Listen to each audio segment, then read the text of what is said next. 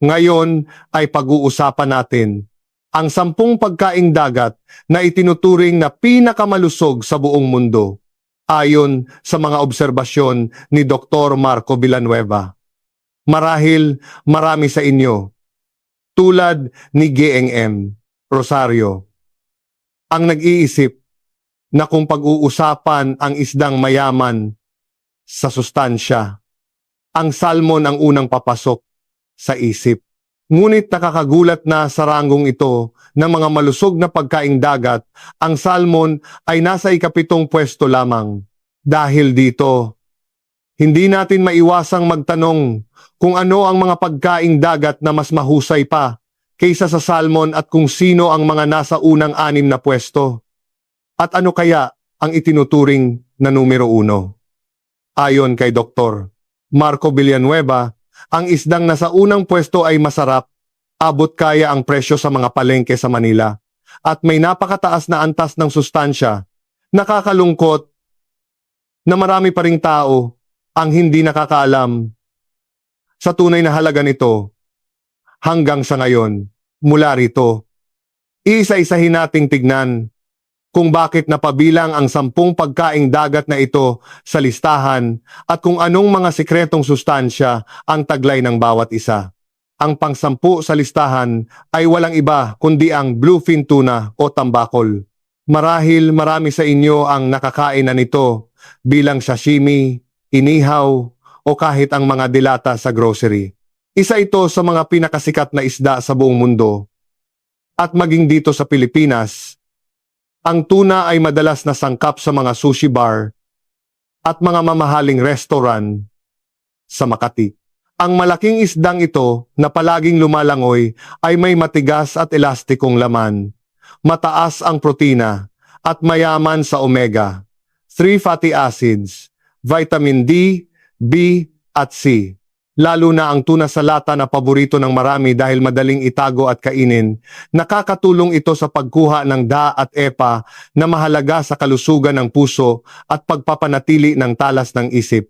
Ngunit, bakit ang tuna na ganito kasustansya ay nasa pang-10 pwesto lamang? Ito ay dahil sa banta ng heavy metals. Tulad ng mercury, ang tambakol ay malaki ang katawan, mahaba ang buhay, at nasa itaas ng food chain kaya madali itong makaipon ng mercury sa katawan nito. Dahil dito, ang pagkain nito sa malaking dami sa loob ng mahabang panahon ay maaaring magpataas ng antas ng mercury sa tao na pwedeng makasama sa nervous system. Payo ng mga eksperto mula sa Philippine General Hospital, mas mabuting limitahan ang pagkain nito lalo na para sa mga buntis at mga bata. Gayunpaman, ang karamihan sa mga tuna na ginagamit sa dilata ay mga maliliit na uri tulad ng skipjack na may mababang mercury. Kaya kung kakainin sa tamang dami, ay wala namang malaking problema. Sa madaling salita, ang tuna ay mahalagang mapagkukunan ng protina at omega. 3 ngunit dahil sa banta ng mercury, ito ay nasa pang-10 pwesto lamang sa listahan ng kalusugan. Ang pang-9 naman ay isang sorpresang bida. Ang lobster. Tama, ang lobster na madalas nating iniisip na mahal at pang-espesyal na okasyon lamang ay pasok sa listahan ng pinakamalusog na pagkaing dagat. Maaaring nakakagulat ito, ngunit kung titingnan ang nutrisyon, ang lobster ay isang mahusay na pagkain. Ang laman nito ay halos walang taba at puno ng dekalidad na protina. Ang isang piraso ng lobster ay makakapagbigay ng higit sa isang kapat ng kailangang protina sa loob ng isang araw na malaking tulong sa pagpapalakas ng kalamnan at stamina. Bukod dito, ang lobster ay mayaman sa zinc, selenium, copper at vitamin B12 na mahalaga sa pagpapataas ng resistensya, paggawa ng red blood cells at pagpapanatili ng kalusugan ng utak at nerves.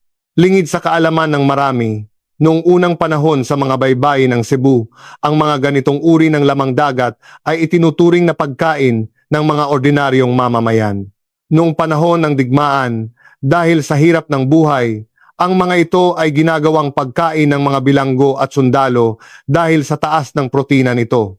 Ngunit ngayon, dahil sa sarap at bango nito, naging isa na itong mamahaling pagkain At ang presyo sa mga hotel ay hindi na maihahambing sa dati.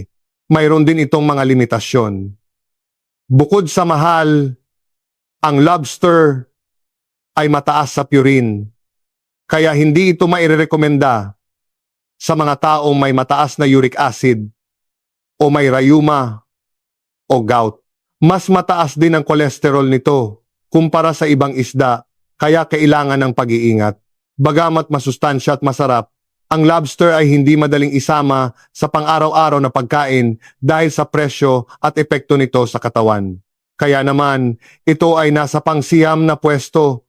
Mainam bilang pagkain sa mga espesyal na araw, ngunit hindi para sa palagiang dieta. Ang pangwalo naman ay ang pagkaing dagat na mas pamilyar sa atin, ang alimango.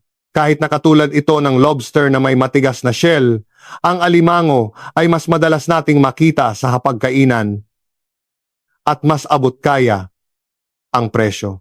Lalo na kapag panahon ng alimango sa mga palengke sa Bulacan, ang bango at tamis ng laman nito ay talagang mahal ng mga Pilipino. Ang laman ng alimango ay mababa sa taba at mataas sa protina na mabuti sa kalamnan. Mayaman din ito sa vitamin B, zinc, selenium at copper. Isa pang mahalagang punto ay ang mataas na omega-3 fatty acids nito kumpara sa ibang shellfish na tumutulong sa kalusugan ng puso. Subalit, ang paraan ng pagkain nito ay maaaring makaapekto sa kalusugan. Halimbawa, ang taba sa loob ng alimango o ang tinatawag nating aligi ay mataas sa kolesterol at taba, kaya ang mga taong may mataas na lipid sa dugo ay dapat limitahan ang pagkain nito. Mahirap man iwasan ang paghalo ng aligi sa kanin, mas mabuting gawin lamang ito paminsan-minsan para sa kalusugan. Tulad ng lobster, mataas din ang purine nito, kaya dapat mag-ingat ang mga may gout. Gayunpaman, ang pagkain ng laman ng alimango sa tamang dami ay walang problema at nakakabuti pa sa kalusugan. May mga pag-aaral din na ang chitin mula sa shell ng alimango ay nakakatulong sa pag-aayos ng immune system at fat sa dugo. Sa kabuuan, dahil sa balanse ng lasa, nutrisyon at presyo, ang alimango ay nasa pang-8 pwesto. Ang pang-7 ay ang pagkaing dagat na marahil ay inaasahan nyo nang makikita sa listahan, ang salmon. Sa panahon ngayon, kapag sinabing pagkaing pang-dieta, ang salmon ang unang naisip. Sikat ito dahil sa omega-3. Ang kulay kahel o pula ng laman nito ay galing sa astaxanthin, isang antioxidant na mas malakas pa sa vitamin E o beta-carotene. Dahil dito, ang pagkain ng salmon ay hindi lang mabuti sa puso at utak, kundi pati na rin sa pagbabawas ng pamamaga, proteksyon sa mata, at kalusugan ng balat. Ang isang piraso nito ay sapat na para sa kailangang vitamin D sa isang araw, na napakahalaga para sa mga taong laging nasa loob ng opisina. Maraming magandang dulot ang salmon, ngunit ang dahilan kung bakit ito ay nasa pang-7 lamang ay dahil may mga mas mahusay pang kompetensya. Kung omega-3 lang ang pag-uusapan, may mga isdang mas mataas pa rito tulad ng alumahan na may mas maraming da at epa sa parehong bigat. Isa pang punto ay ang karamihan ng salmon sa mga supermarket sa Manila ay galing sa mga fish farm. Ang mga farmed salmon ay maaaring may maraming taba, ngunit mas mababa ang omega-3 ratio at may panganib sa mga antibiotic o kontaminasyon sa pagkain. Kumpara sa mga maliliit na isdang huli sa ligaw na dagat, mas ligtas ang mga ito sa polusyon. Dahil din sa mahal na presyo ng salmon, hindi ito kayang kainin ng lahat araw-araw, kaya naman nananatili ito sa ika-7 pwesto. Ang pang-anim ay ang paborito ng marami, ang hipon. Hindi man ito kasing laki ng lobster, ang hipon ay napaka-versatile sa mga lutuin gaya ng sinigang, halabos o pansit. Madalas nating isipin na masarap lang ang hipon, pero ang totoo ay napakasustansya nito. Ang hipon ay puno ng protina, pero mababa sa taba at calorie. Kaya swak ito sa mga gustong mag-diet. Sa katunayan, Ang isang tasang hipon ay may proteinang katumbas ng isang basong gatas, pero mas mababa ang taba nito kumpara sa karne ng baka. Ang kulay pula ng hipon kapag naluto ay galing din sa astaxanthin, ang malakas na antioxidant na nagpoprotekta sa ating mga cells. Ayon sa mga pag-aaral, ang kakayahan nito laban sa sakit ay daan-daang beses na mas malakas kaysa sa ibang bitamina. Bukod dito, mayaman ang hipon sa vitamin B12, SC, zinc at iodine. Ang iodine ay napakahalaga para sa maayos na takbo ng ating thyroid. Bagamat may babala tungkol sa kolesterol ng hipon, ipinapakita ng mga bagong pag-aaral na ang kolesterol mula sa pagkain ay walang malaking epekto sa kolesterol sa dugo ng tao, lalo na't ang hipon ay may omega-3 na mabuti sa puso. Dahil sa abot kayang presyo, sustansya at daling mahanap sa palengke, ang hipon ay nararapat sa pang-anim na pwesto. Ang panglima sa listahan ay ang halaan. Maliit man itong tignan, ang sustansyang taglay nito ay hindi biro. Pamilyar tayo rito bilang pangsahog sa sopas o sabaw na nagbibigay ng linamnam, ngunit hindi alam ng marami na puno ito ng bitamina. Ang halaan ay mataas sa protina at halos walang taba. Ang pinakamalakas na katangian nito ay ang vitamin B12 at iron. Ang 100 gramo ng halaan ay may vitamin B12 na higit pa sa kailangan natin sa isang araw. At ang iron nito ay kapantay ng sa karne, kaya mainam ito laban sa anemia. Mayroon din itong zinc, selenium, magnesium at calcium na pampalakas ng resistensya. Isa pang maganda sa halaan ay ang pagiging sustainable nito. Hindi ito nangangailangan ng artificial na pagkain o antibiotic dahil sinasala lang nito ang mga sustansya sa dagat. Dahil dito, ito ay isa sa pinakaligtas at pinakamurang pagkain na puno ng nutrisyon. Paalala lamang ni Dr. Marco Villanueva na kailangang lutuing mabuti ang halaan para maiwasan ang mga bakterya o parasites, lalo na para sa mga matatanda. Sa lahat ng aspetong ito, ang halaan ay isang mainam na bahagi ng ating dieta at nararapat sa ikalimang pwesto. Ang pang-apat naman ay ang itinuturing na gatas ng dagat, ang talaba. Ang talaba ay isang espesyal na pagkain na madalas nating makitang inihaw o sariwa. Kahit maliit ito, ang nutrisyon nito ay mas mataas pa sa mga mamahaling suplemento. Mababa ito sa calories, pero mataas sa dekalidad na protina na tumutulong sa pag-aayos ng katawan. Ngunit ang pinaka-highlight ng talaba ay ang napakataas na antas ng zinc, selenium, copper at iron. Ang talaba ay parang isang natural na kapsul ng bitamina dahil sa dami ng minerals nito. Sa pagkain lamang ng 100 gramo ng talaba, makukuha mo na ang sapat na zinc at vitamin B12 para sa buong araw. Ang zinc ay mahalaga sa immune system at kilala rin bilang mineral para sa kalusugan ng mga kalalakihan. Ang iron at copper naman ay tumutulong laban sa anemia. Mayaman din ito sa vitamin D at omega. Tatlong na mabuti para sa buto at puso ng mga nakatatanda. Kailangan lang mag-ingat sa pagkain ng hilaw na talaba dahil sa panganib ng norovirus o poisoning, kaya mas ligtas itong kainin kung luto na gaya ng steamed o grilled. Dahil sa siksik na nutrisyon nito, ang talaba ang ating pang-apat na pwesto. Ang pang-atlo sa listahan ay ang herring o tamban. Bagamat hindi ito madalas banggitin sa mga sosyal na kainan, ang herring ay sikat sa ibang bansa at may katulad na nutrisyon sa ating mga lokal na isda.